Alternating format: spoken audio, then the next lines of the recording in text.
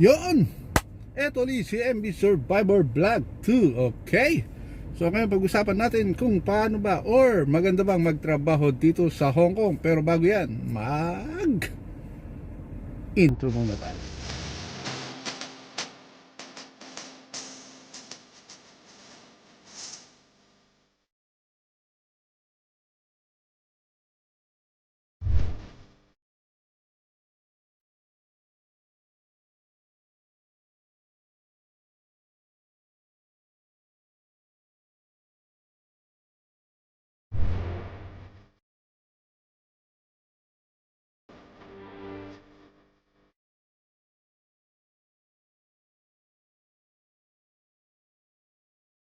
Yon! Siyempre nandito ulit si MB Survivor Vlog 2. Ayan. Ngayon po ang vlog natin tungkol sa may nagtatanong kung maganda raw ba magtrabaho sa Hong Kong bilang isang driver. Siyempre. At mayroon nagtatanong rin po sa atin na kung pwede daw magtrabaho ang isang babae bilang driver din sa Hong Kong. Siyempre ang kasagutan dyan is pwede. Yung mga babae po ay pwede ring magiging driver dito sa Hong Kong. So ayun, ano pa hinahantay nyo? Aral na ng driving. So yun nga, yung tungkol sa mga nagtatanong kung maganda daw ba magtrabaho dito sa Hong Kong bilang driver, ang mga syempre tulad nating OFW, ang sagot ko is para sa akin is okay.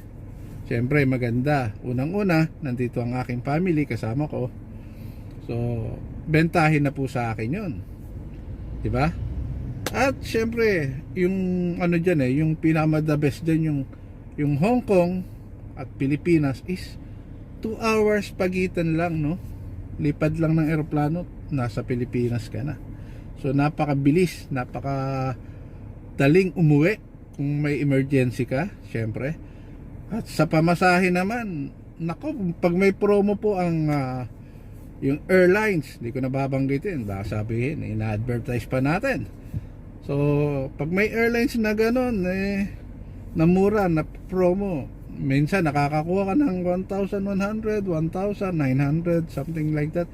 Back and forth na po yun. So, di ba, napaka-convenient yun sa bulsa kung ikaw ay may emergency. O, di ba? At syempre, the best dyan yung sahod.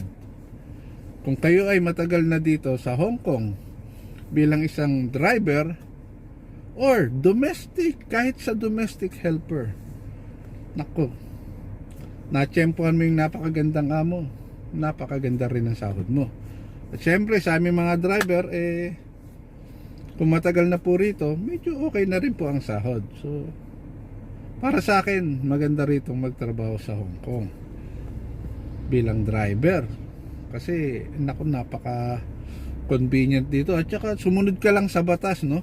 Kasi medyo mahigpit dito yung mga parking pa lang, illegal parking. Hindi ka pwedeng tumabit-tabi kahit saan-saan dyan lang. Kailangan nasa proper way ng pagpapark.